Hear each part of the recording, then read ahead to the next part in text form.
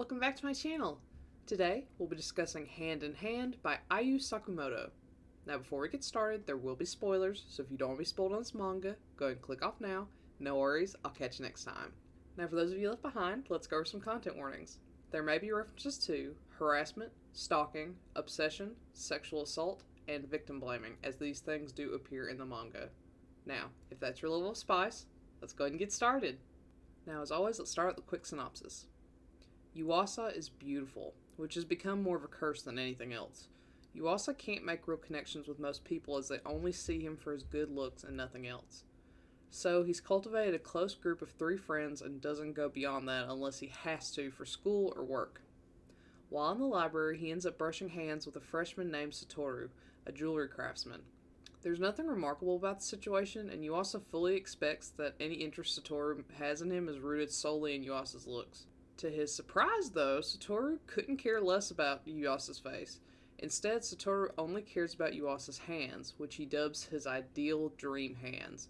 As it turns out, Satoru has an intense hand fetish, manifesting in an obsession with touching, taking pictures of, sketching, and making jewelry for Yuasa's hands. While Yuasa is disturbed by this weird turn of events, he can't help but find it refreshing to meet someone who likes him for something other than his face. So begins Satoru and Yuasa's push and pull relationship of Yuasa keeping Satoru at arm's length while Satoru does everything he can to get close to those hands. However, the more time they spend together, the more Satoru's love for Yuasa's hands begins to encompass all of Yuasa.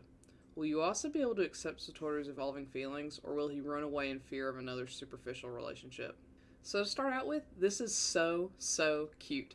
The art isn't perfect, their faces aren't consistent and often look out of proportion for their features, but it's still super cute, and I have to mention how pretty Yuasa's hands are. I don't personally have a hand fetish, but even I found myself admiring his hands. Maybe I do have a hand fetish now. There's no question as to why Satoru falls in love with Yuasa's hands, which is what really matters in this particular work. Otherwise though, the art is nice. I absolutely love that this premise is based on hands. It gives me Sweat and Soap, or Sign, or Please Don't Bite Me So Much vibes because of the fixation on a particular body part or fetish, and they all happen to be some of my favorite things I've read.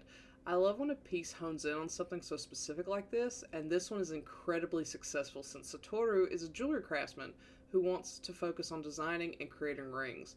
There's this lovely detail because Satoru constantly makes rings that are sized specifically for Yuasa's ring finger. How romantic is that? It made my heart pound, and I love that he always designs rings for Yuasa's hands as a declaration of his love. Unfortunately, while I love the fixation on the hands, I wish we could have gotten more smut to go along with it. There are really only 2 sex scenes, which is so sad for a degenerate like me. However, I would hardly call this a negative, as I'm sure some people will probably prefer it. I'm just a pervert, and I like a lot of sex, especially when the piece's premise is on a specific fetish like this.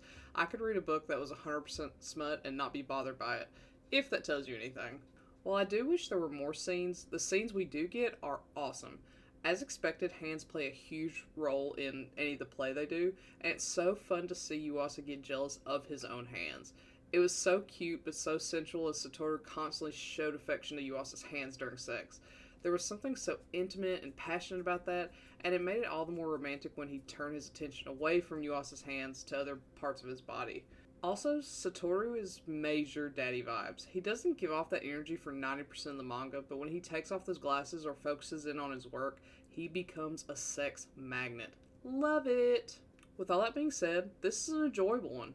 I highly recommend it to anyone who's a fan of the other fetish reviews I've done, such as the ones I suggested during this review. However, even for those of you not interested in hardcore fetish series, I highly recommend this because it's a pretty tame fetish overall.